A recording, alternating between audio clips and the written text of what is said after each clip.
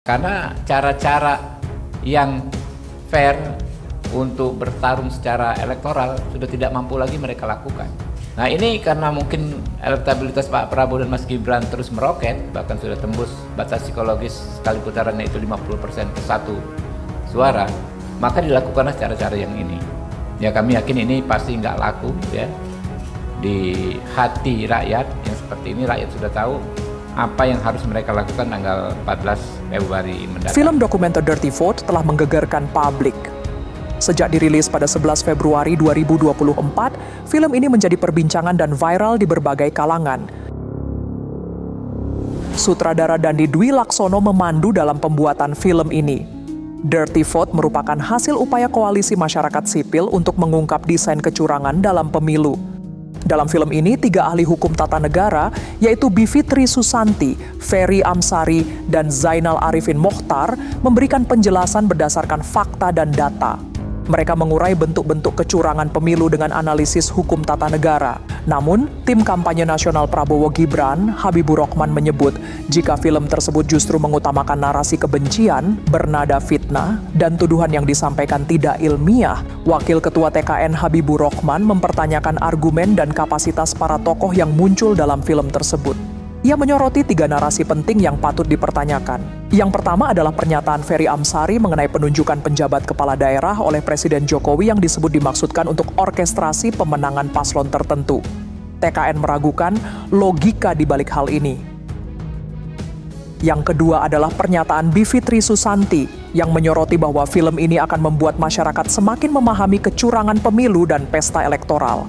Terkait pernyataan itu, TKN Prabowo Gibran meminta bukti lebih lanjut terkait peristiwa kecurangan yang disebut. Yang ketiga, pernyataan Zainal Arifin Mokhtar mengenai pengerahan perangkat desa untuk kemenangan paslon tertentu, TKN menyebutnya sebagai pernyataan yang tidak berdasar. TKN menegaskan bahwa kebebasan berpendapat harus memiliki dasar yang kuat, meskipun mereka mengapresiasi upaya koalisi masyarakat sipil dalam mengungkap desain kecurangan pemilu. Hari ini kita akan melakukan konferensi pers terkait film Dirty Vote. Silakan Pak Habib.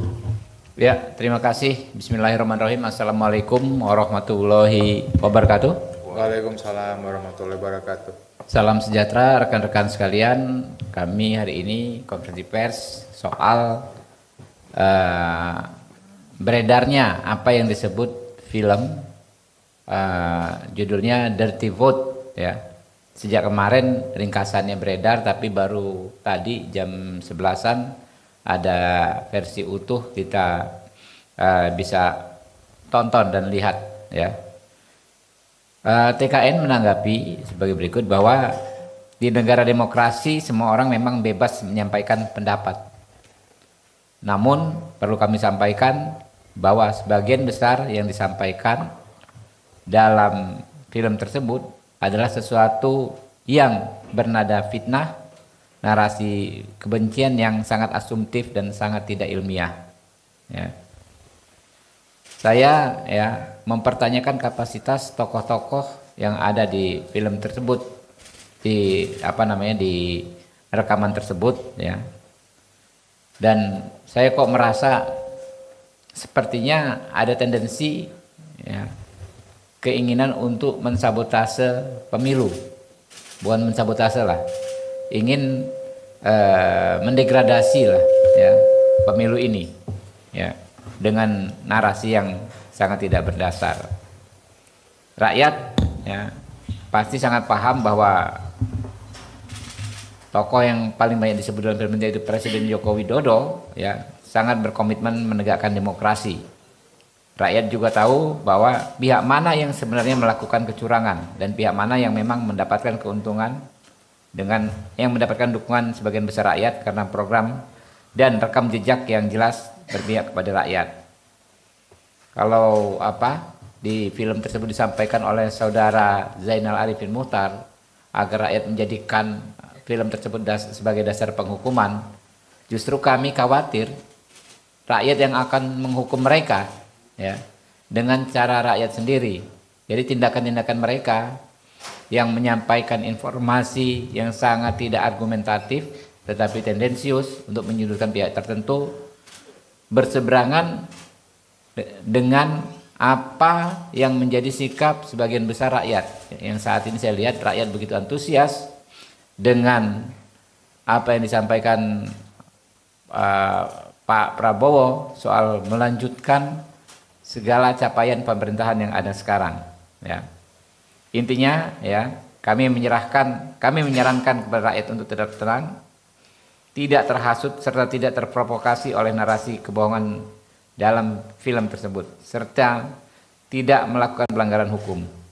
Kita harus pastikan pemilu 2024 berlangsung damai, luber dan jurdil. Pastikan rakyat untuk bisa menggunakan hak politiknya dengan sebaik-baiknya, karena itu akan menentukan masa depan kita semua ke depan. Nah, ada 3 hal ya teman-teman dalam film tersebut yang perlu kami soroti secara khusus. Yang pertama, pernyataan saudara Ferry Amsari soal penunjukan 20 pejabat kepala daerah di 20 provinsi. Dikaitkan dengan jumlah DPT 140 juta suara yang ekuivalen lebih dari setengah ya dari jumlah pemilih di seluruh Indonesia. Narasi ini sangat tidak ilmiah ya, dan sangat tidak masuk akal. Susah sekali kita mencernanya. Bagaimana misalnya dia sebut Pak Jokowi menunjuk 20 juta PJ kepala daerah, jumlah penduduknya katanya lebih dari 50%, lalu dikaitkan dengan istilahnya orkestrasi pemenangan salah satu paslon dengan jumlah pemilih 50% lebih dan sebarannya memenuhi ketentuan pasal 6 Undang-Undang Dasar ya, yaitu 20% suara di setidaknya 50% provinsi. Bagaimana bisa seorang PJ kepala daerah memastikan seluruh pemilih di daerah yang dipimpinnya untuk memilih sesuai dengan yang dikehendaki oleh orang yang menunjuknya sebagai kepala daerah? Logikanya di mana gitu loh? Dengan kewenangan PJ kepala daerah yang jauh lebih terbatas daripada sebagai kepala daerah aktif, ya, bagaimana bisa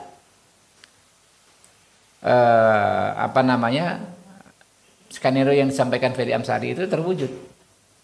20 kepala daerah ini yang penduduknya lebih dari 50%, ya, memastikan orang di situ memilih paslon yang diinginkan presiden semua. Nah, itu kan berarti benar-benar narasi yang sangat spekulatif ya, yang lemah secara argumen. Makanya jauh dari kata disebut ilmiah. Saya meragukan dia ini dokter atau bukan ya. Memang bukan dokter kali ya kalau Ferry Amsari ya. Coba dicek gitu kan ya. Oh, belum, pantas juga. Jadi ilmunya belum sampai ke tingkatan yang filosofis. Cara berpikirnya ya sangat patut dipertanyakan. Kemudian pernyataan Bivitri Susanti yang kedua ya. Gini ngomongnya. Saya mau terlibat dalam film ini karena banyak orang yang akan makin paham bahwa memang telah terjadi kecurangan yang luar biasa sehingga pemilu ini tidak bisa dianggap baik-baik saja. Pernyataan ini benar-benar tidak berdasar. Tidak disebut peristiwa kecurangan yang mana, ya. Peristiwanya yang mana? Apa buktinya? Bagaimana status pelaporannya dan bagaimana status penanganan perkaranya? Kan kalau kita bicara soal kecurangan harus faktual. Misalnya kalau zaman dulu kan 2019 ada persoalan daftar pemilih ganda, sekian juta pemilih fiktif. Atau misalnya ada pengerahan ya, pemilih dari luar untuk memilih, jumlah angkanya jelas. Bagaimana dia bisa mengatakan bahwa ada kecurangan yang luar biasa? Apa luar biasanya gitu loh? Kalau ada 1-2 PJ kepala daerah melakukan apa yang disebut pelanggaran, apakah sudah diproses secara hukum?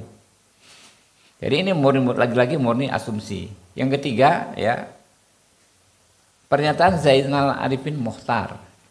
Ya, intinya mengatakan soal kepala desa, abdesi ya, yang dikatakan kepala desa digunakan untuk memenangkan paslon tertentu. Nah, ini juga nggak berdasar, ya, karena nggak disebut di kasus mana kepala desa ini sudah kerja, ya kan, lalu memastikan warga di desanya memilih paslon tertentu. Bagaimana caranya? Sama kayak kepala daerah tadi. Kalau kita bicara hukum kan kita bicara sesuatu yang faktual. Kasusnya mana yang dilaporkan? Misalnya kepala desa A memaksa seluruh warga di desanya memilih paslon tertentu. Buktinya ada, saksinya ada, perkara yang sudah dilaporkan, Bawaslu sudah menangani dan Bawaslu membuat keputusan. Ya ini nggak ada semua. Jadi saya pikir ya, memang film ini sengaja didesain untuk diluncurkan di masa tenang ini ya. Ya karena cara-cara yang fair untuk bertarung secara elektoral sudah tidak mampu lagi mereka lakukan. Kita kan gini aja, kalau nggak suka dengan salah satu paslon, kan ini event pemilu. Ya kita dukung paslon yang lain, kita lakukan cara-cara yang sesuai koridor elektoral. Nah ini karena mungkin elektabilitas Pak Prabowo dan Mas Gibran terus meroket, bahkan sudah tembus batas psikologis sekali putarannya itu 50% plus 1 suara, maka dilakukanlah cara-cara yang ini. Ya kami yakin ini pasti nggak laku ya di hati rakyat yang seperti ini. Rakyat sudah tahu ya apa yang harus mereka lakukan tanggal 14 Februari mendatang.